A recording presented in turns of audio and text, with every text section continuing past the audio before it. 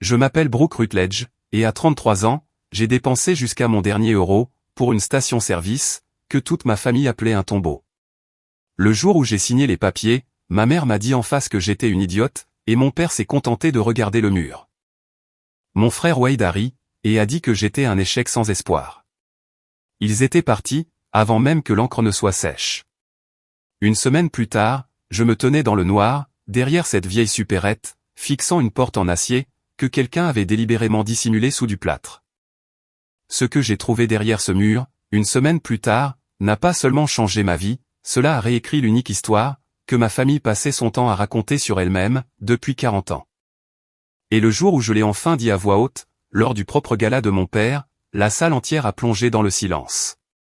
L'agence immobilière de Calico Bend ne possède qu'une seule salle de conférence, et ce matin-là, toute ma famille est venue la remplir. Je ne sais pas comment, ils ont été mis au courant pour la signature. Probablement par Dal. Mon père, Gareth Rutledge, est entré, comme s'il inspectait un chantier. Et ma mère, Lorraine, s'est assise en face de moi, avec son sac à main sur les genoux, comme si elle pouvait avoir besoin de partir vite. J'avais un chèque de banque, pour le montant total devant moi, 41 000 euros. Chaque centime que j'avais économisé, en 11 ans. L'agent de dépôt a fait glisser l'acte de propriété, à travers la table, et ma mère a dit, d'une voix calme et claire, « Tu es en train de jeter ta vie, dans un fossé. » J'ai débouché le stylo. Mon père ne s'est pas assis. Il s'est tenu près de la fenêtre, me tournant le dos, et a dit, « Les vrais Rutledge construisent quelque chose. Ils ne vont pas fouiller, dans les poubelles des autres. » C'est tombé, exactement là où il visait. Wade s'est appuyé contre le cadre de la porte, les bras croisés, souriant comme si c'était le meilleur spectacle de la ville. « Tu sais ce que tu es, Brooke, a-t-il dit. Tu es un échec total. » J'ai signé mon nom. Le stylo n'a pas tremblé, ce qui m'a surprise, bien plus que tout ce qu'ils avaient pu dire. L'agent s'est éclairci la gorge, et a demandé si je voulais une copie de l'acte enregistré, par courrier ou par courriel. Les deux, ai-je répondu. Ma famille est sortie à la file indienne. Mon père ne s'est jamais retourné. Par la fenêtre, j'ai regardé son pick-up quitter le parking, puis celui de Wade juste derrière, et enfin la berline de ma mère. 3 paires de feux arrière, retournant vers la ville, et vers cette vie qui n'avait aucune place pour moi. Je suis resté seul, avec l'acte de propriété d'une station-service morte, à 10 minutes sur la route 9, et un compte en banque, qui affichait désormais 84,16 €. Il n'y avait aucune version de cette histoire, où je pourrais récupérer mon argent. J'avais déjà gagné la seule dispute qui comptait, et j'avais perdu tout le monde, dans cette pièce. Les gens en ville, pensaient que j'étais la Rutledge, qui n'arrivait à rien garder en ordre. La vérité était plus ennuyeuse, et bien pire. Pendant 6 ans, j'ai tenu les livres de compte de Rutledge Land & Holdings, l'entreprise de mon père, et j'étais doué pour ça. Puis il y a eu une transaction foncière en 2019, une parcelle le long de la route départementale, et les chiffres que Wade voulait que j'enregistre, ne correspondaient pas au montant, qui avait réellement circulé. Je l'ai signalé 2 fois par écrit. Il m'a dit de laisser tomber, et que je ne comprenais pas, comment les affaires respiraient. Quand le comté est venu poser des questions, les documents portaient mes initiales sur les saisies, et les empreintes de Wade, n'étaient nulle part. Mon père a choisi, de croire son fils.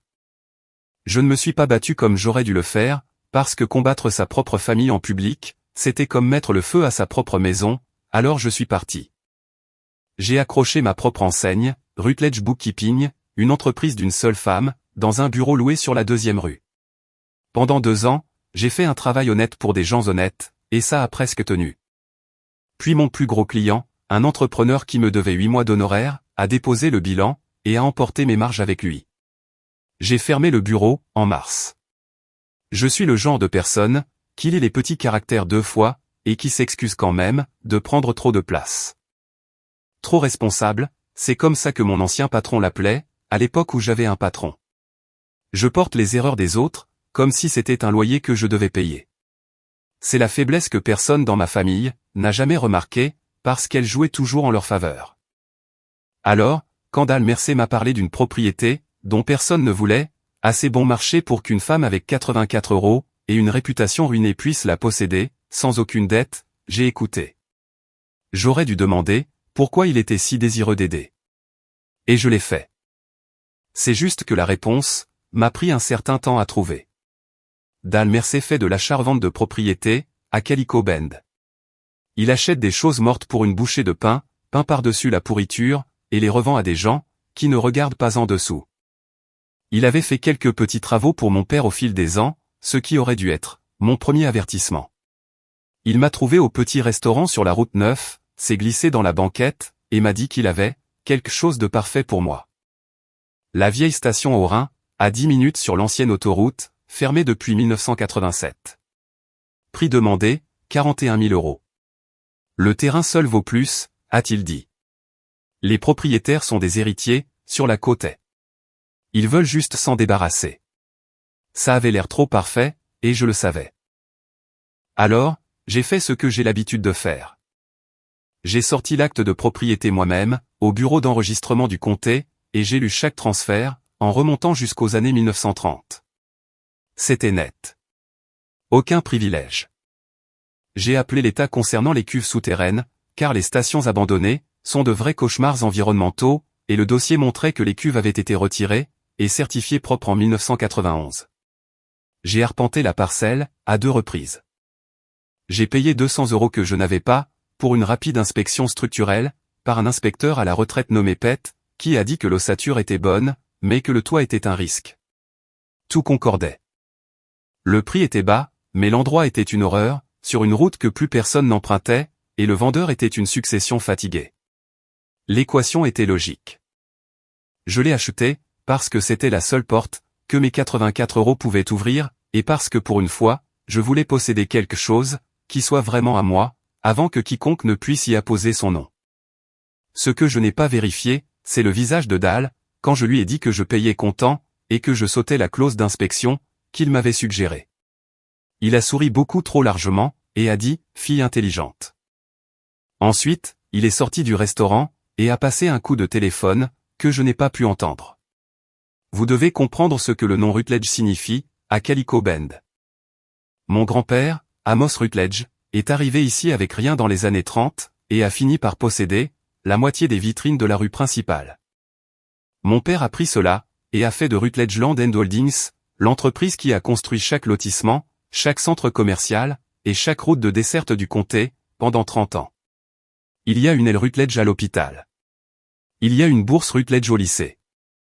Quand les gens de cette ville prononçaient ce nom, ils le disaient comme on désigne un monument historique. Et cet automne-là, la Chambre de commerce s'apprêtait à nommer mon père citoyen de l'année, lors du gala de la fête des fondateurs, la plus grande soirée que Calico Bend puisse organiser, avec 200 personnes, le maire, et les journaux.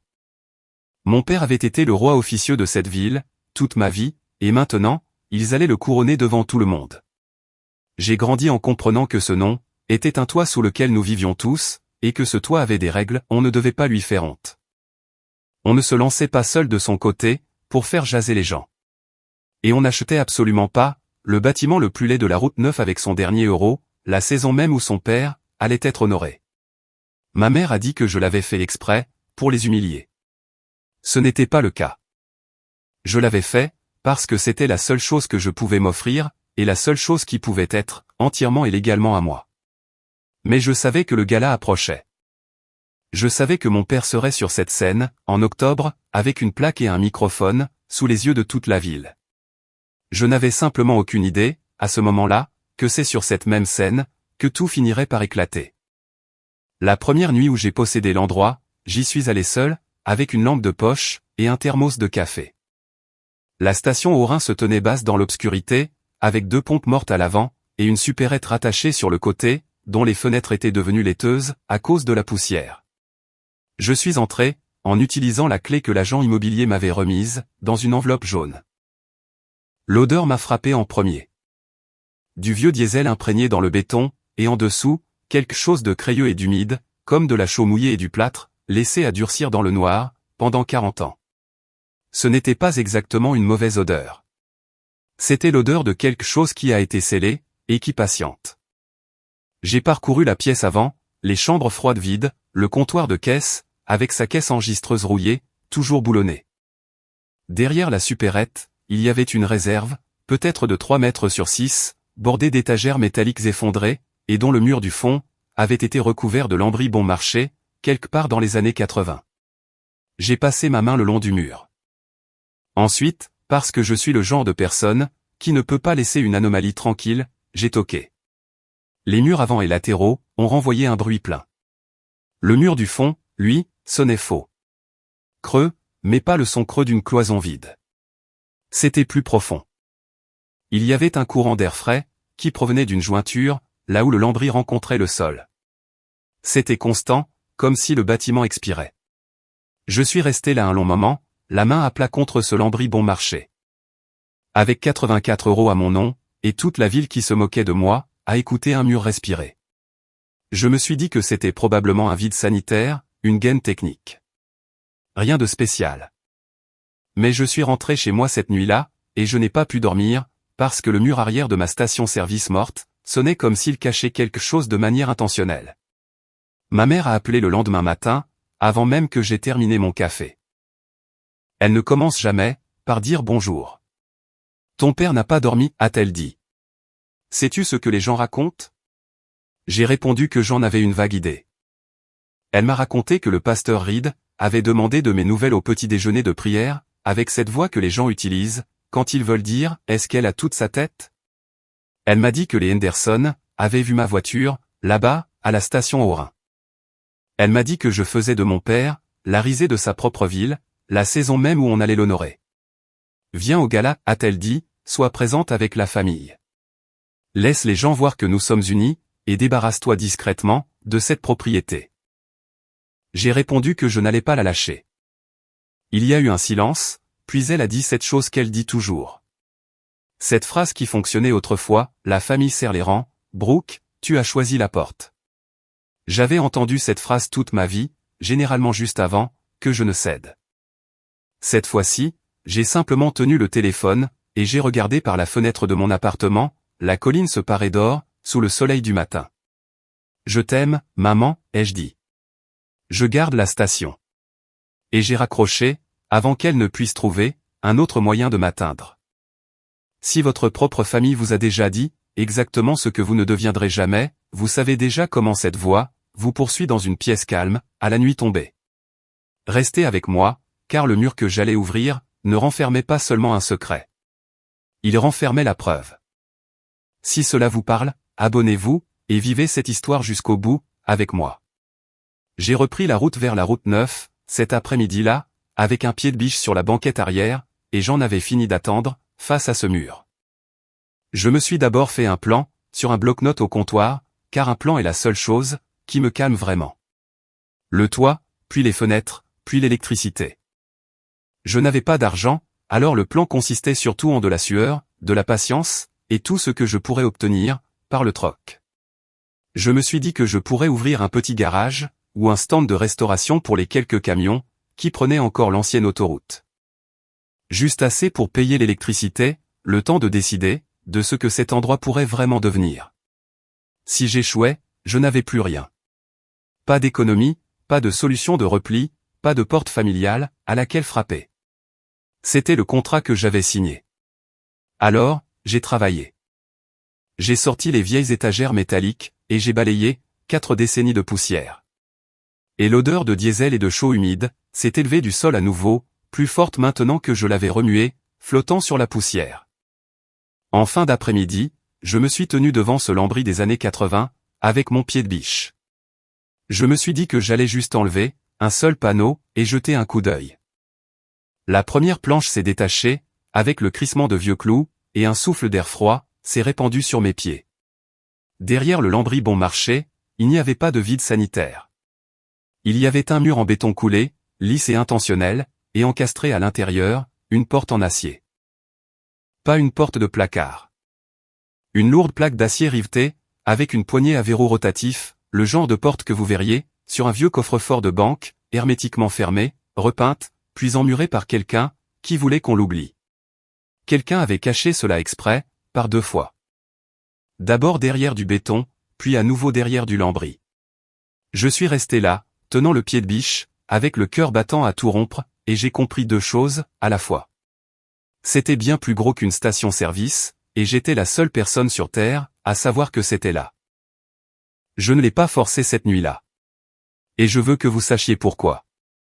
Parce que cela vous dit tout, sur la façon dont cette histoire s'est terminée. Toute ma vie, ma famille m'avait traité comme la fille, qui ne comprenait pas les vrais enjeux. Alors je me suis forcé, à ralentir. J'ai photographié la porte, sous tous les angles. J'ai noté la date, l'heure, et l'état du scellé. Je l'ai mesuré. Puis je suis rentré chez moi, et j'ai commencé à lire, car la seule chose en laquelle j'ai plus confiance qu'en un plan, c'est un document officiel. La station au Rhin, c'est-il avéré, n'avait pas été construite pour être une station-service. La parcelle apparaissait dans les archives du comté, comme un entrepôt sous douane, érigé au début des années 1920, par un homme nommé Ayant au Rhin. Sous douane signifiait que le gouvernement fédéral avait accordé une licence pour stocker des marchandises sous scellés, avec les taxes payées, à la sortie.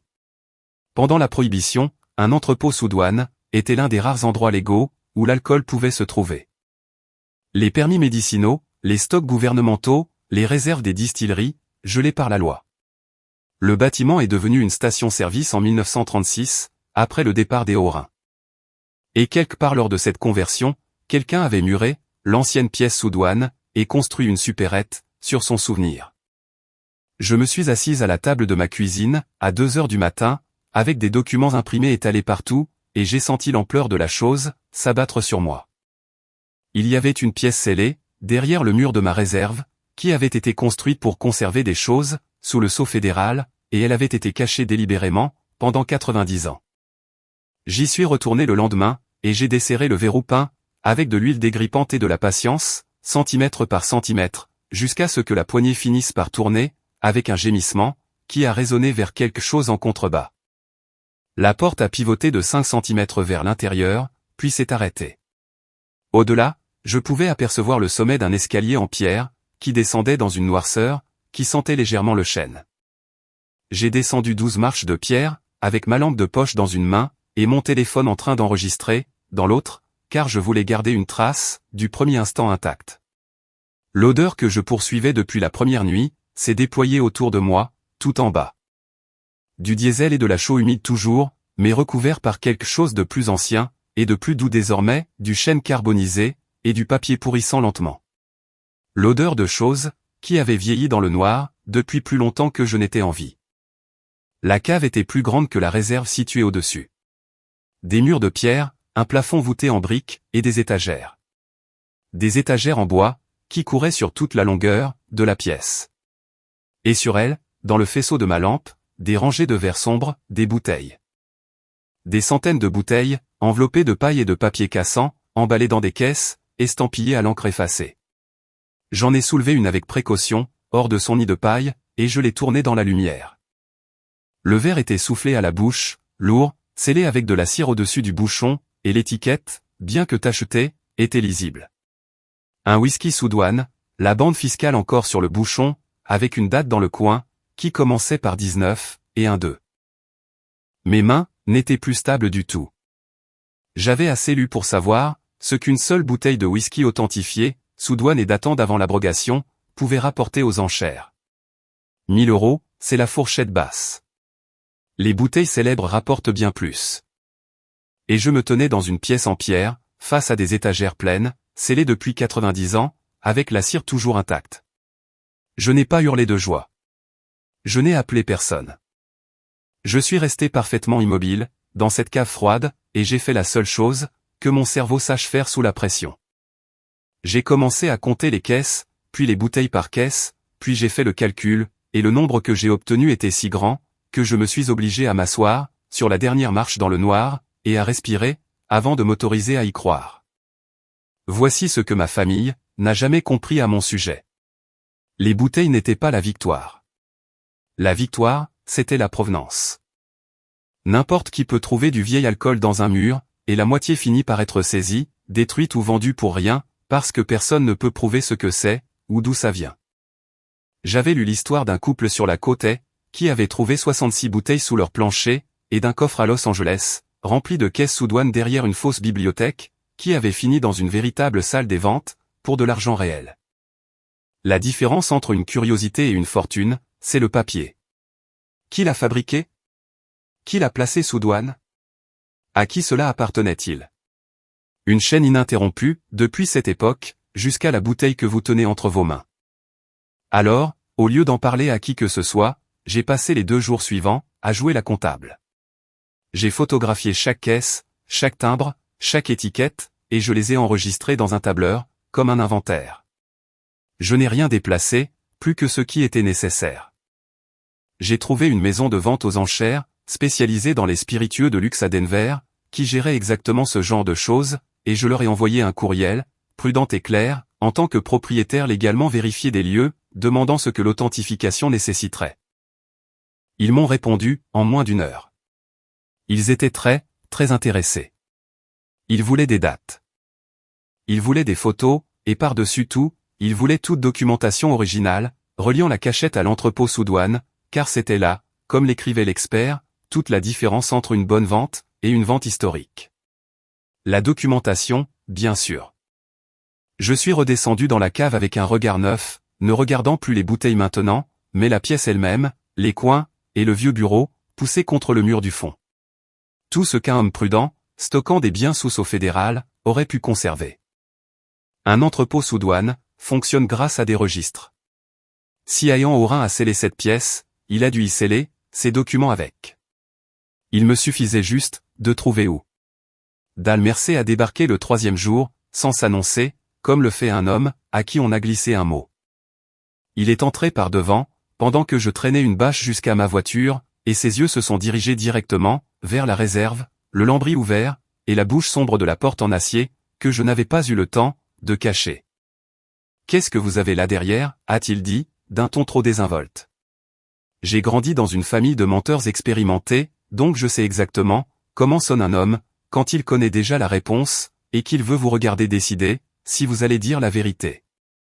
J'ai répondu que c'était un vieux local technique, rempli de moisissures. Condamné.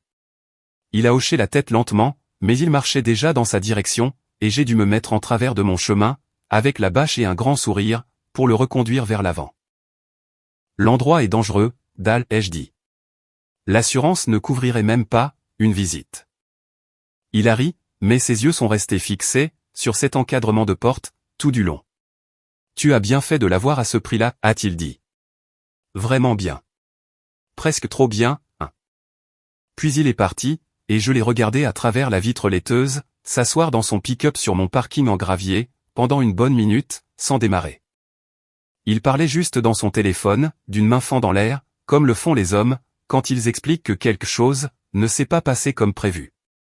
J'ai mémorisé ça. Dal, qui m'avait trouvé l'affaire.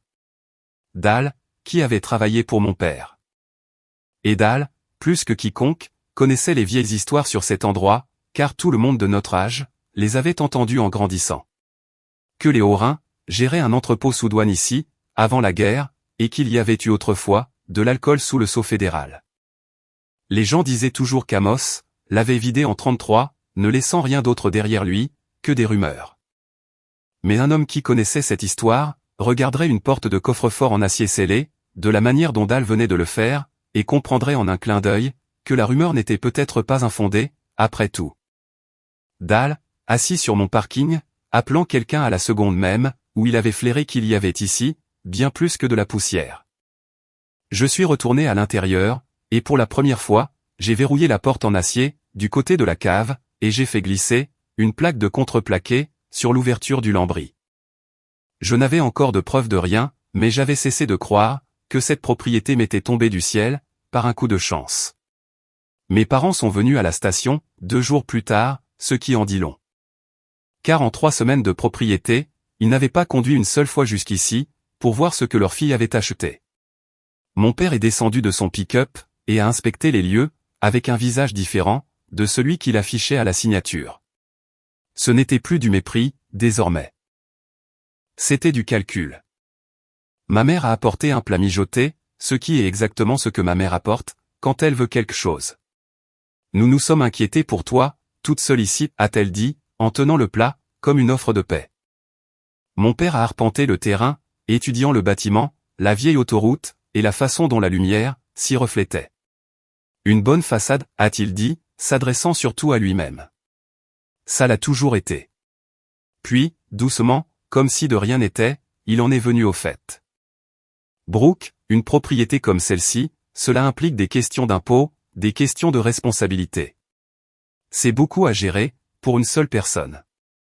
Nous pourrions l'intégrer à l'entreprise familiale, la garder dans la famille, et te protéger, au niveau de la paperasse. Me protéger.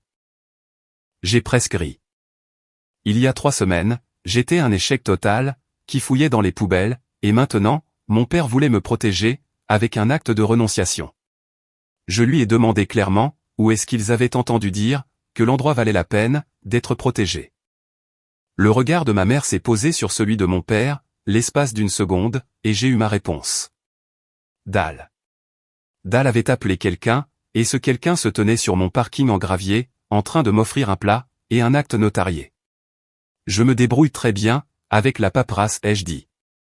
C'est bien la seule chose, pour laquelle j'ai toujours été doué. La mâchoire de mon père s'est contractée. Il n'a pas insisté. Pas encore.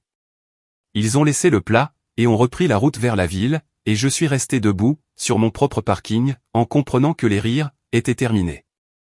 Les Rutledge avaient décidé que la station-service valait la peine d'être possédée, ce qui signifiait qu'ils avaient décidé qu'elle valait la peine d'être prise. Je l'ai trouvée la nuit suivante, et cela a changé la tournure des événements. Le vieux bureau contre le mur du fond de la cave était boulonné au sol, et derrière lui, encastré dans la pierre à hauteur de genoux, se trouvait une petite porte en fer, que je n'avais pas remarquée dans l'obscurité. Pas plus grande qu'un four. Il m'a fallu 1 heure, pour travailler la charnière, avant qu'elle ne cède. À l'intérieur, reposait une caisse forte au coin en laiton, verdie par le temps, et lourde comme un chat endormi. Je l'ai portée jusqu'au comptoir, et j'ai manipulé le loquet. Elle s'est ouverte avec un soupir d'air froid, et l'odeur de vieux papier, qui a été conservé au sec. À l'intérieur se trouvaient les registres de Hayan Orin, un manifeste sous douane de la distillerie, listant les caisses par lot et par degré d'alcool, tamponné et daté de 1924. Un permis fédéral sous douane pour l'entrepôt, et en dessous, plié dans du papier huilé, les 2 documents qui comptaient plus que tout le reste. Un billet à ordre de 1931, et un acte de vente daté de mars de la même année. L'acte de propriété, de cette même parcelle, avec la signature de Hayan Orin, sur la ligne du vendeur. J'ai lu le nom de l'acheteur à 3 reprises, avant d'arriver à me stabiliser. Amos Rutledge. Mon grand-père. L'homme parti de rien, qui était arrivé à Calico Bend, et avait fini par posséder la moitié de la rue principale. Il ne l'avait pas acheté. Agrafé derrière eux, se trouvait un avis de saisie immobilière du comté datant de 1933, et ces documents, ensemble, racontaient une histoire que même mes yeux fatigués pouvaient lire. Le billet à ordre était de la propre main d'Amos Rutledge. Il avait prêté de l'argent à Orin, en mettant l'entrepôt en garantie, durant la pire année de la dépression, à un taux que la plupart des gens aujourd'hui qualifieraient d'usuraire. Le solde total devait être remboursé sous 90 jours. L'acte de vente et l'avis de saisie montraient la suite. Quand Orin n'a pas pu payer, Amos a pris le terrain, le bâtiment, et tout ce qui s'y trouvait, pour le prix de la dette. Tout ce qui s'y trouvait. Sauf qu'Amos n'avait jamais trouvé la cave, car la pièce sous douane était déjà scellée, quand il avait pris les clés. Et un homme pressé de paraître respectable ne va pas toquer sur ses propres murs. Je me suis assise au comptoir, tenant entre mes mains 90 années du premier mensonge de ma famille. La fortune sur laquelle mon père avait bâti sa fierté. Le nom que toute cette ville vénérait. Tout avait commencé, juste ici, dans cette pièce que mon père avait qualifiée de poubelle. Une femme différente aurait pu conduire tout droit jusqu'à la maison de son père et jeter cet acte de vente sur la table de sa cuisine. J'en avais envie. Je suis resté assise dans ma voiture, à l'extérieur de la station, pendant 20 minutes, avec cette envie. Mais j'ai appris à la dure que la chose la plus satisfaisante et la chose la plus intelligente ne sont presque jamais la même chose. Et que ma famille gagne toutes les batailles qui se déroulent à voix haute ou dans l'obscurité. Alors j'ai fait les choses dans les règles de l'art. Le lendemain matin, j'ai scanné chaque page recto verso et j'en ai sauvegardé des copies à 3 endroits différents. J'ai conduit avec les originaux jusqu'à une banque située 2 villes plus loin où aucun Rutledge n'avait jamais mis les pieds et je les ai enfermés dans un coffre-fort à mon nom. j'ai envoyé le manifeste sous douane et le permis de 1924 à l'expert de Denver, qui m'a répondu que la documentation était, je cite ces mots, extraordinaire, et qu'elle authentifierait l'ensemble de la cachette, de manière incontestable. Et j'ai conduit jusqu'au bureau d'enregistrement du comté, et j'ai sorti à nouveau mon propre acte, ainsi que la chaîne de propriété, qui le précédait. Et j'ai confirmé le seul fait, qui compterait, quand les cris allaient commencer. Je possédais cette parcelle, libre de toute charge, achetée avec mon propre argent, enregistrée en mon nom propre, sans privilège, sans co-signataire, et sans aucun rutledge, nulle part à l'horizon. L'acte de vente de 1931 ne changeait rien à ma propriété, pas d'un centimètre. Ce qu'il changeait, c'était à qui appartenait cette histoire. J'ai préparé un dossier, le genre que j'avais l'habitude de faire pour les audits, avec des onglets et bien ordonnés, acte de propriété, chaîne de titres, manifeste, permis, évaluation, acte de vente. Je n'avais pas besoin de gagner une dispute, avec mon père. J'avais besoin de documents irréprochables. Et pour la première fois de ma vie, dans le seul domaine où j'avais toujours excellé, et pour lequel j'avais toujours été puni, j'en détenais plus que lui.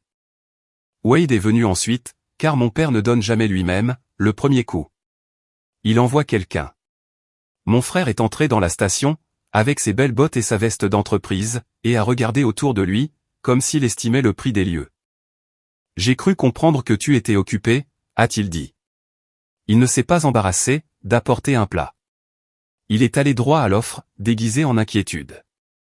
L'entreprise rachèterait la propriété, à un prix équitable, m'enlèverait ce mal de tête, et garderait le tout dans la famille, à sa juste place. Quand j'ai dit non, l'inquiétude s'est envolée, comme un manteau, qu'il était fatigué de porter. Tu ne comprends pas, a-t-il dit. Ce terrain a une histoire, avec cette famille. L'histoire de grand-père.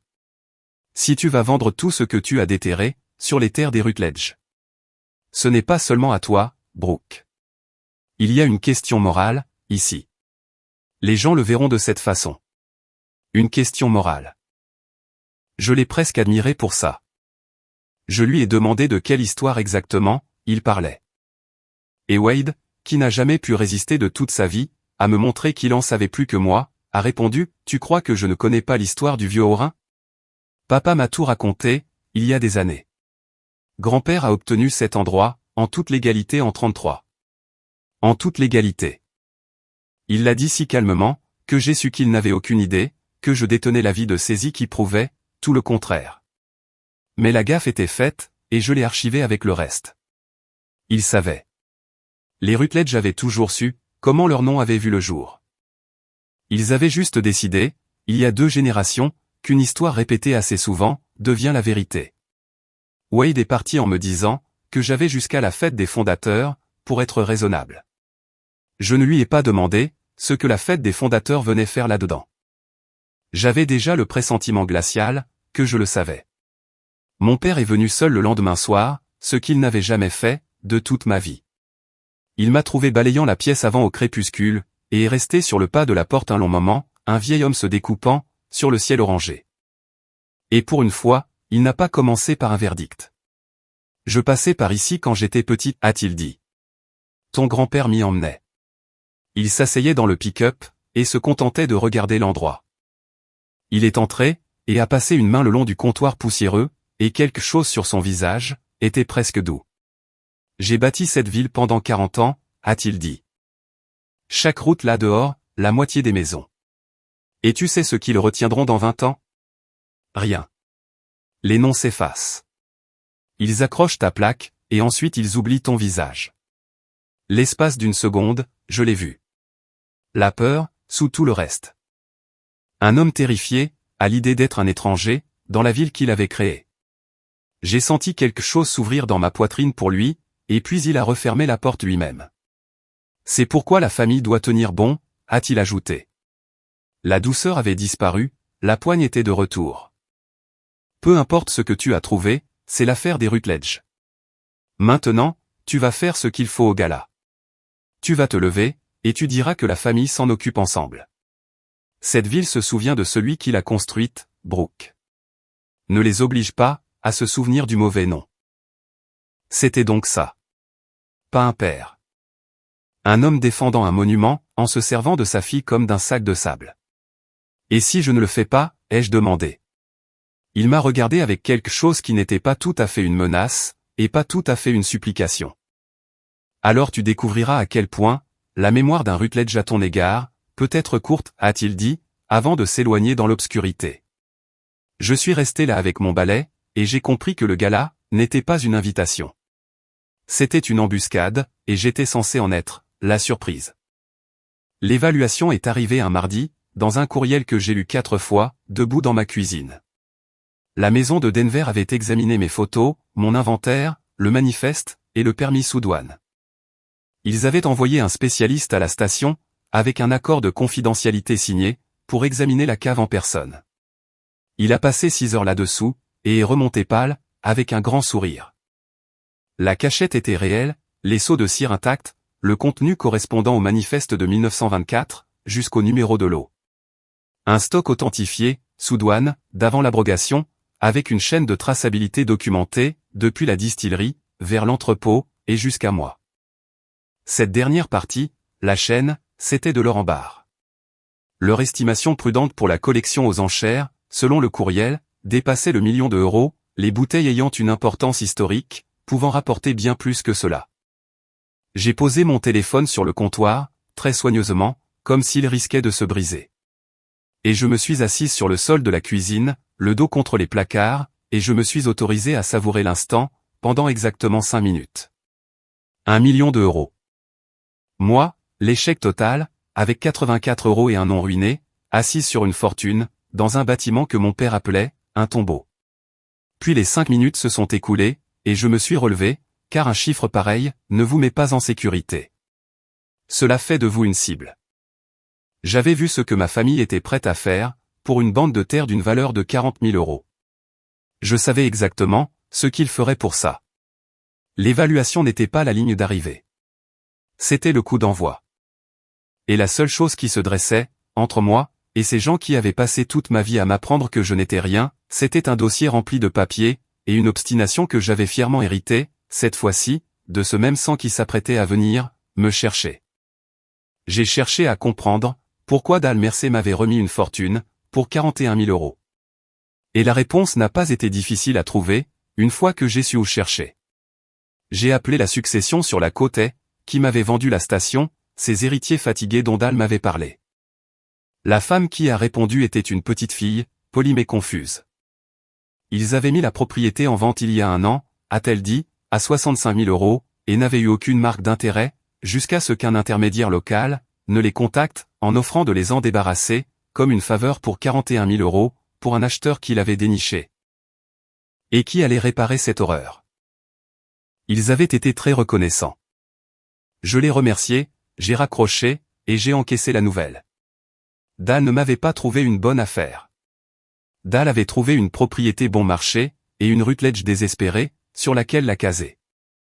Il m'avait dissuadé de mettre la clause d'inspection, pour m'empêcher de faire marche arrière. Il s'attendait à ce que j'échoue, à ce que je sois à court d'argent en 1 mois, pour ensuite récupérer la parcelle à un prix bradé, comme il le fait toujours. Et l'acheteur qu'il avait préparé. Ce quelqu'un qu'il avait appelé depuis mon parking en gravier. Ce quelqu'un qui, soudainement, voulait intégrer une station-service sans valeur, dans l'entreprise familiale. Il n'y avait qu'un seul promoteur dans ce comté, qui voulait cette façade. J'avais grandi, à sa table à dîner. Dale et Wade avaient discuté. Peut-être depuis le début. Il m'avait tendu un piège pour que j'échoue, sur des terres Rutledge, afin qu'un Rutledge puisse la racheter, sans se salir les mains. La seule chose sur laquelle aucun d'eux n'avait compté, c'est que l'échec se mettrait à creuser.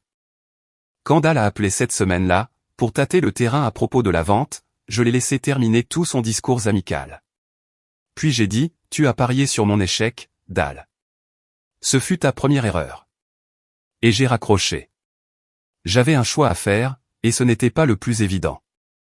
Je pouvais vendre la cachette, prendre mon million, et disparaître. Et une part de moi voulait exactement ça. M'évanouir dans la nature, dans un endroit verdoyant, et ne plus jamais entendre le nom de Rutledge.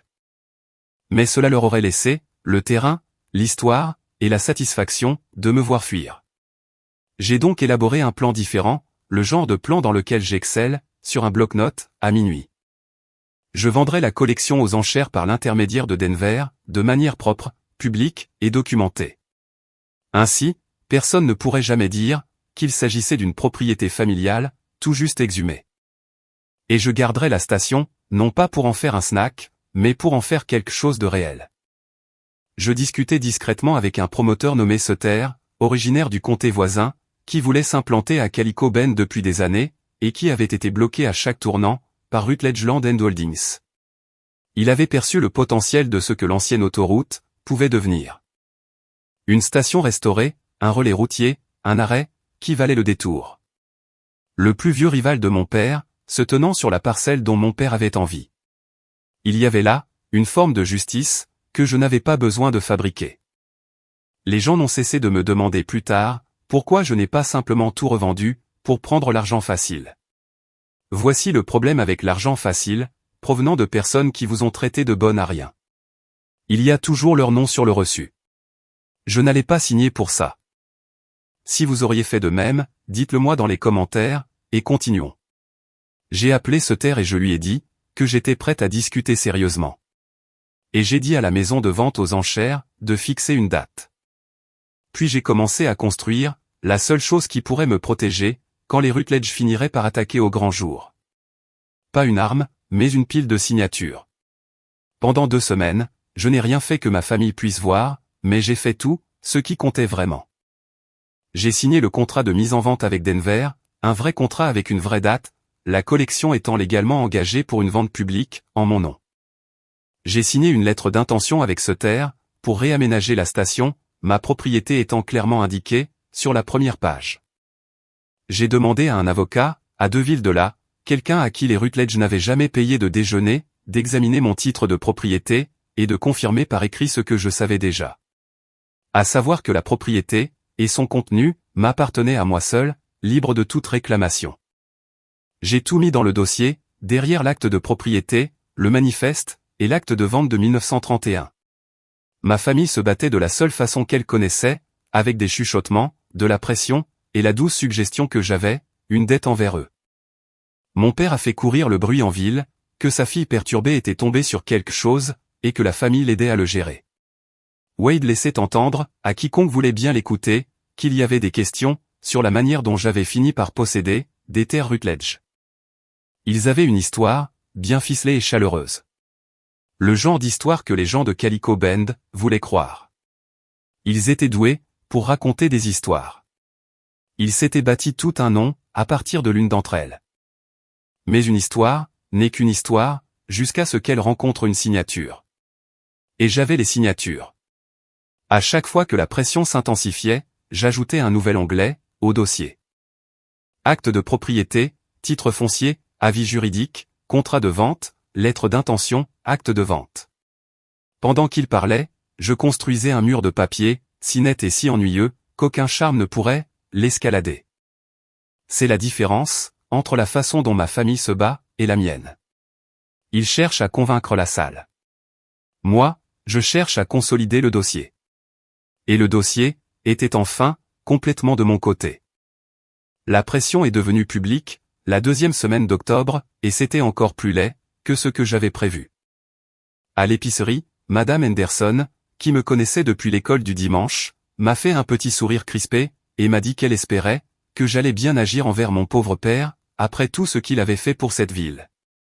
À la pompe à essence, un homme que je ne connaissais pas, m'a qualifié de fille Rutledge, qui lavait son linge sale en public. Quelqu'un a écrit une lettre au journal, sur l'ingratitude de la jeune génération. Non signé.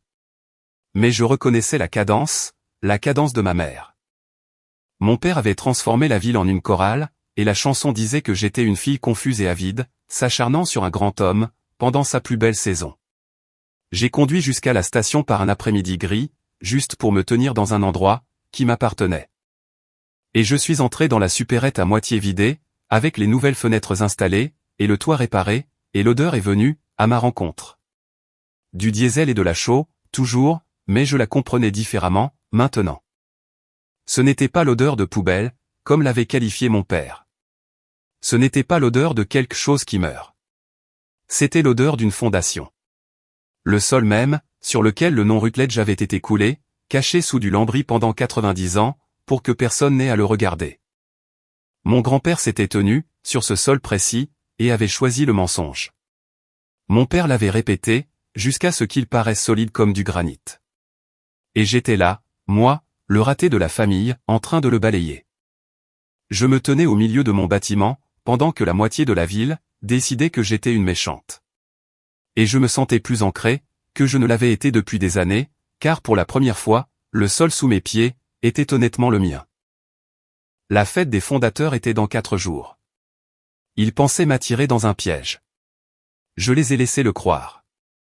L'invitation est arrivée, formelle sur un papier épais, c'est ainsi que j'ai su qu'il s'agissait d'une mise en scène. Ma mère l'a déposée à mon appartement, elle-même. Monsieur et Madame Garrett Rutledge demandent l'honneur de la présence de leur fille au gala de la fête des fondateurs, en l'honneur de Garrett Rutledge, citoyen de l'année. Ton père veut que tu sois sur scène avec la famille, a dit ma mère, se tenant sur le pas de ma porte, comme si elle ne voulait pas risquer d'entrer. Il va parler de nouveaux départs, de la famille qui se rassemble, autour de la vieille station. Ça signifiera tout pour lui de t'avoir là-bas, et de te voir faire ce qu'il faut, devant tout le monde. Je lui ai demandé, ce qu'était ce qu'il faut, exactement. Elle a lissé son manteau et a dit, laissez la famille gérer la propriété, le dire gentiment, pour que les gens puissent l'entendre, et mettre fin à toute cette vilaine affaire. C'était donc ça, le scénario.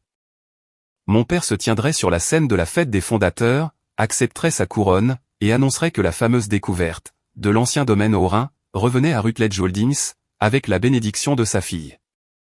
L'enfant prodigue revenant au bercail, lors de la plus grande soirée de sa vie, et moi, prise en embuscade, devant 200 personnes et la presse, je n'aurais aucun moyen élégant de dire non, sans ressembler exactement à cette fille confuse et avide, qu'ils avaient passé un mois à décrire. C'était un bon piège. Je leur accorde cela.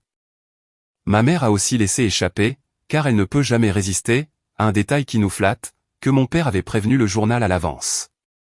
Il y aurait une vraie histoire dans l'édition de dimanche, sur les Rutledge, et leur découverte historique. La presse serait là. Parfait, ai-je pensé, et je n'ai rien laissé paraître, sur mon visage. J'ai dit que je viendrais. Ma mère a eu l'air soulagée, et un peu surprise, et elle est repartie, en pensant que tout était réglé.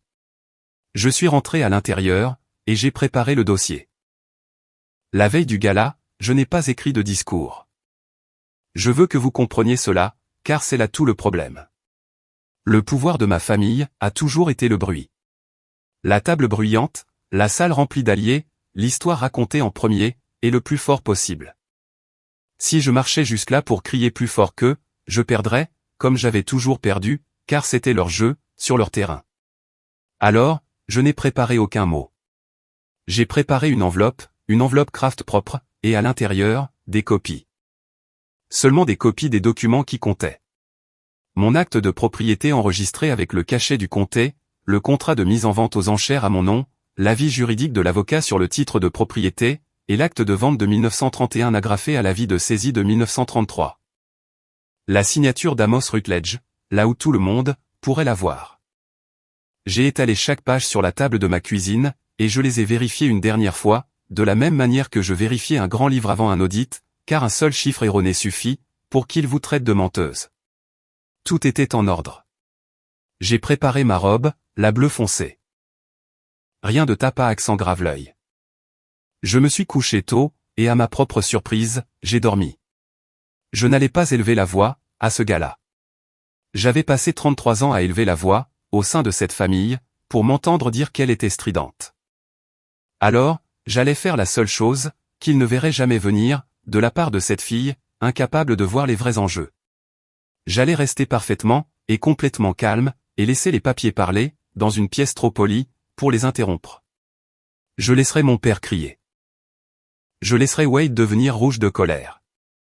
Plus il ferait de bruit, plus je paraîtrais sincère. J'ai glissé l'enveloppe dans mon sac en fermant la fermeture éclair, et j'ai éteint la lumière. Demain, mon père me tendrait un microphone devant toute la ville, en s'attendant à ce que je me rende. J'avais bien l'intention de l'en remercier. Le gala de la fête des fondateurs a rempli la vieille salle des Elks sur la rue principale. 200 chaises, et une scène basse, ornée de guirlandes lumineuses blanches.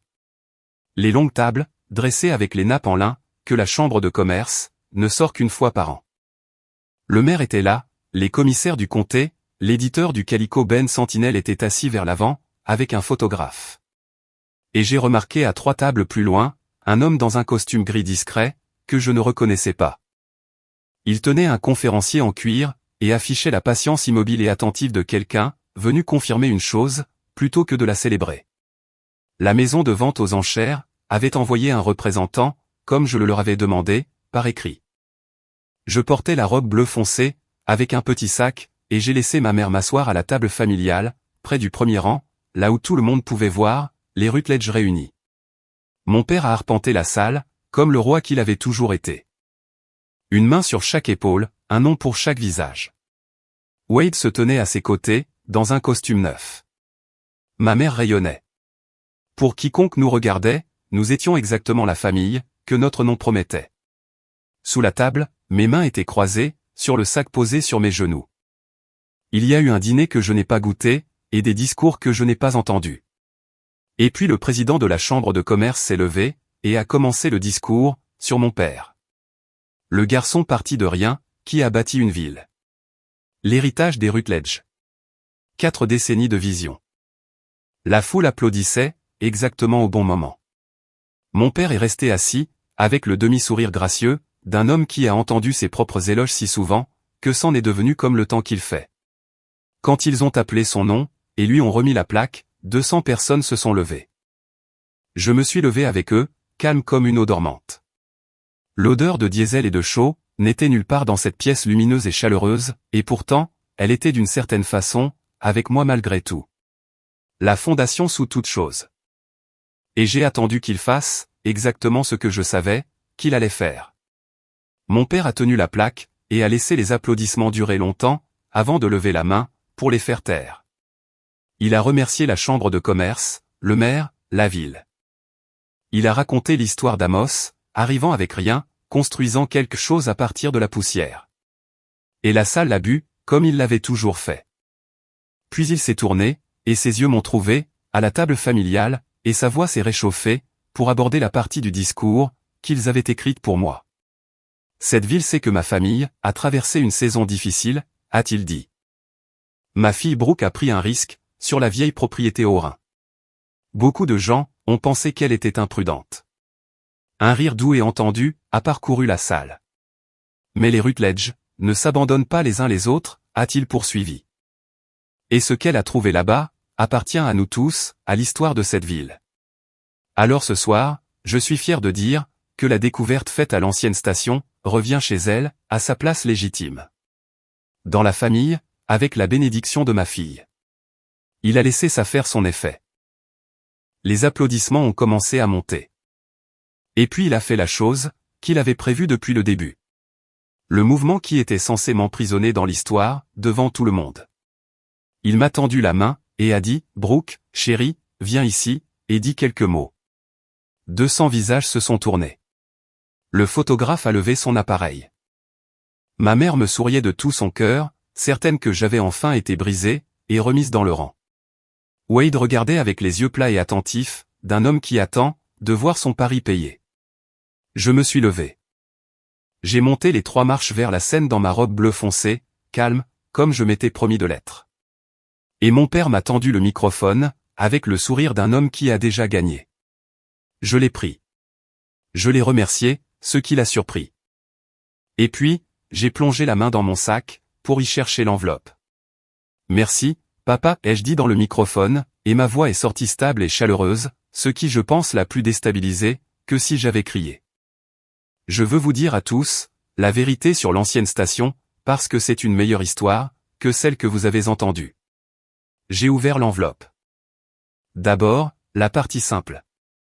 J'ai acheté la propriété au Rhin moi-même, avec mes propres économies. Libre de toute dette. C'est enregistré au comté, sous mon nom uniquement. Pas de co-signataire, pas d'argent de la famille. Voici l'acte de propriété. J'ai brandi la page tamponnée, pour que les tables du devant puissent la voir, et je l'ai posée sur le pupitre. Deuxièmement, ce que j'ai trouvé dans une pièce scellée derrière la boutique, c'est une collection de whisky sous douane, datant des années 1920. authentifiée, avec toute la documentation complète. Elle sera mise aux enchères publiques à Denver le mois prochain. Selon un contrat que j'ai déjà signé. Voici ça, aussi.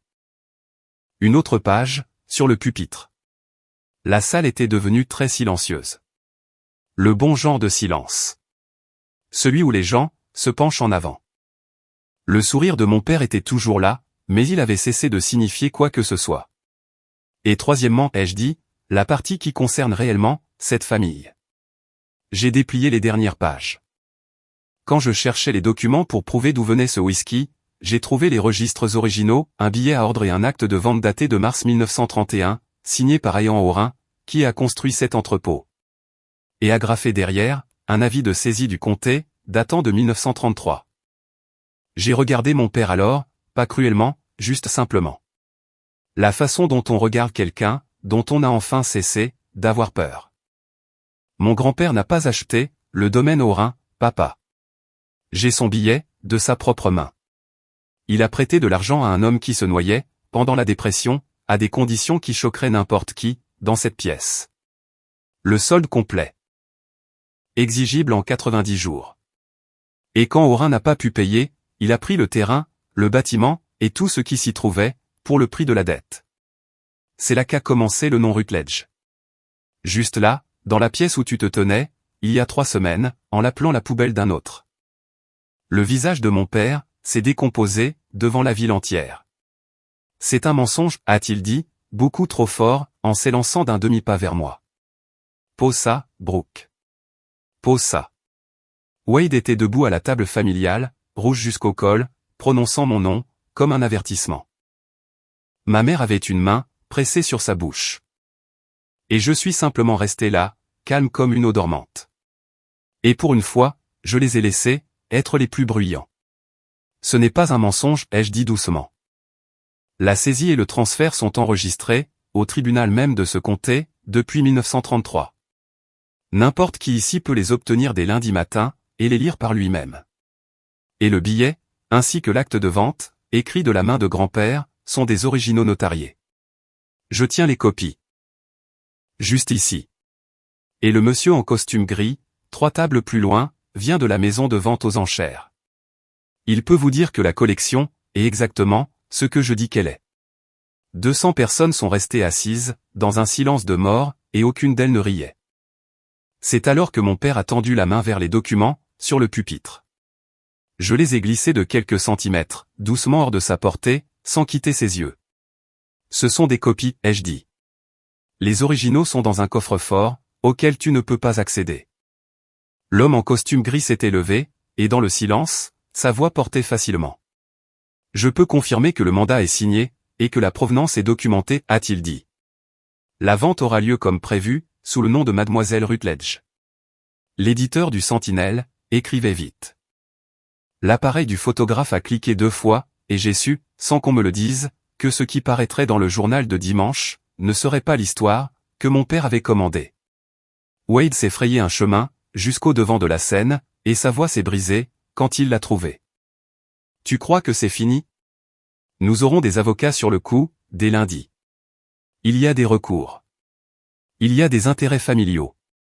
Il n'y a rien, ai-je dit, sans même élever la voix d'un cran. Je l'ai acheté. Je le possède. Poursuis-moi, Wade. J'ai laissé planer le silence. Tout ce que j'ai, je peux le montrer sur papier. Chaque euro, chaque signature, chaque date. Le peux-tu? Mon frère a ouvert la bouche, et l'a refermée, parce que lui et moi, savions tous les deux exactement, à quoi ressemblait sa paperasse. En remontant à une transaction foncière en 2019, avec mes initiales, sur un mensonge. Il n'avait rien à poser, sur un pupitre. Pour la première fois de notre vie, le silence était de son côté de la table. Ma mère s'était rassie lentement, sa main toujours sur sa bouche. Elle regardait mon père, comme si elle voyait les fondations de sa propre vie, pour la première fois. Et mon père est resté planté là, devant la ville qu'il avait construite, tenant une plaque de citoyen de l'année dans une main, et essayant d'attraper des copies qu'il ne pouvait pas garder, de l'autre. Je n'ai pas jubilé. Je veux que vous le sachiez, parce que l'envie était bien là, brûlante dans ma gorge. 33 ans d'envie. Mais j'avais appris, ce que ma famille n'avait jamais compris, que la victoire bruyante n'est pas la vraie victoire. J'ai donc replacé le microphone sur son pied. J'ai rassemblé mes copies en une pile bien nette, et je les ai glissées dans l'enveloppe, sans me presser. De la même manière que j'aurais refermé un grand livre de comptes. Félicitations pour le prix, papa, ai-je dit, et je le pensais, aussi simplement que ça en avait l'air. Tu as vraiment beaucoup construit. Cette partie-là est vraie. Ensuite, j'ai descendu les 3 marches. J'ai dépassé la table familiale, le visage stupéfait de ma mère, et celui rouge de mon frère. J'ai dépassé 200 personnes, qui étaient venues pour couronner le nom des Rutledge, et qui apprenaient maintenant, sur quoi il avait été coulé. Personne n'a applaudi. Personne n'a hué. Ils se sont contentés de me regarder partir, et le silence m'a suivi, jusqu'aux portes. Dehors, la nuit du désert était froide et pure. Je suis resté sur le parking un moment, et j'ai respiré. Et c'était là à nouveau, faible, porté par mon propre manteau après une semaine de travail. Du diesel et de la chaux humide. L'odeur de la cave. L'odeur de la fondation. Sauf que maintenant, ça ne sentait plus, le mépris de mon père ou le secret de ma famille. Ça sentait la terre, que j'avais déterrée honnêtement, et dans laquelle j'avais planté, mon propre nom. Je suis monté dans ma voiture, et j'ai pris la route 9 vers la station. Ma station. Et je suis resté sur le parking en gravier, avec le moteur qui cliquetait, à regarder le toit réparé, et les nouvelles fenêtres accrocher le clair de lune. Et pour la première fois de ma vie, je ne me sentais plus, comme une Rutledge qui avait échoué. Je me sentais comme une femme, qui possédait exactement, ce sur quoi elle se tenait. La vente aux enchères de Denver a rapporté 1,3 million d'euros. Et les lots historiquement importants, ceux liés au manifeste sous douane, ont attiré des enchérisseurs de 3 pays. Le Sentinelle a publié la vraie histoire, ce dimanche-là. La découverte, la documentation, et l'acte de vente de 1931. Et après cela, les chuchotements de la ville ont changé de direction, tout comme le vent. Le nom de Dale Mersey a cessé d'apparaître sur les annonces immobilières. Les gens ne confient pas leur propriété à un homme qui a tendu un piège pour faire échouer la fille de son voisin. Les avocats de Wade n'ont jamais appelé, parce qu'il n'y avait rien à quoi ils puissent s'accrocher. Et discrètement en ville, les questions que les gens avaient l'habitude de se poser sur moi ont commencé à être posées sur lui, à la place. Mon père a gardé la plaque. Il ne s'est pas excusé. Et je n'ai pas attendu d'excuses, parce que j'avais cessé d'en avoir besoin, quelque part, au moment même où j'avais cessé d'avoir peur de lui. La station a ouvert le printemps suivant, restaurée avec le partenariat de Sutter. Les anciennes pompes, conservées pour le décor. La cave sous douane, préservée derrière une vitre, avec sa propre plaque, qui racontait la véritable histoire, le nom d'Orin en premier. Les gens reprennent l'ancienne autoroute maintenant, juste pour la voir. Le bâtiment que tout le monde appelait un tombeau, s'est avéré être la terre la plus honnête, de Calico Bend. Et je l'avais acheté pour 41 000 euros, plus la bonne opinion de toute ma famille. Ce qui, au final, s'est avéré être la partie la moins chère de la transaction. Je tenais moi-même les livres de compte du nouvel endroit. Avec des onglets, ordonnés, chaque chiffre à sa place. La seule chose pour laquelle j'avais toujours été doué, travaillait enfin pour moi. Ma mère est venue à la station une fois, seule, après son ouverture. Elle a traversé les pièces lumineuses et restaurées, et est restée longtemps devant la vitre, au-dessus de la cave, à lire le nom d'Orin. Puis elle m'a trouvé, et a dit que je manquais à la famille. Qu'il n'était pas trop tard pour revenir. Que j'avais fait passer mon message. Et que sûrement maintenant, je pouvais laisser tomber, et me tenir à nouveau avec eux. La vieille emprise était là. Elle le sera toujours. Mais j'avais appris à la ressentir, sans lui obéir. La porte n'est pas verrouillée, maman, ai-je dit. Elle ne l'a jamais été. Tu peux venir ici n'importe quand, mais j'en ai fini de vous demander la permission, d'avoir de la valeur. Elle m'a dit, plus doucement qu'elle ne l'avait jamais fait, que la famille serrait les rangs. Que j'avais choisi la porte. J'avais entendu cette phrase toute ma vie, et elle était toujours tombée, comme une condamnation. Cette fois, j'ai simplement souri. Tu as raison, ai-je répondu. J'ai bien choisi la porte. J'ai juste franchi une porte différente, de celle à laquelle tu pensais. Elle n'a pas trouvé de réponse à cela.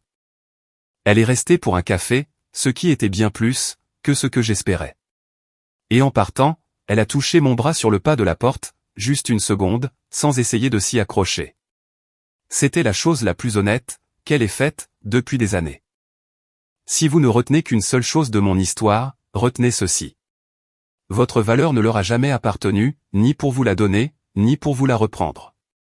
Et parfois, la chose même qu'ils appellent votre tombeau, n'est autre que le sol, que personne d'autre n'a eu le courage de creuser. C'est mon histoire. Un terrain délabré, une porte scellée, et un nom, qui n'a jamais été aussi propre, qu'il en avait l'air. Si cela vous a rappelé, que votre valeur n'appartient à personne d'autre qu'à vous, prenez cela comme un signe, pour cesser de demander la permission, de vivre votre propre vie. Partagez ceci, avec quelqu'un qui a besoin de l'entendre ce soir. Laissez un commentaire, abonnez-vous, et je vous verrai, dans la prochaine vidéo.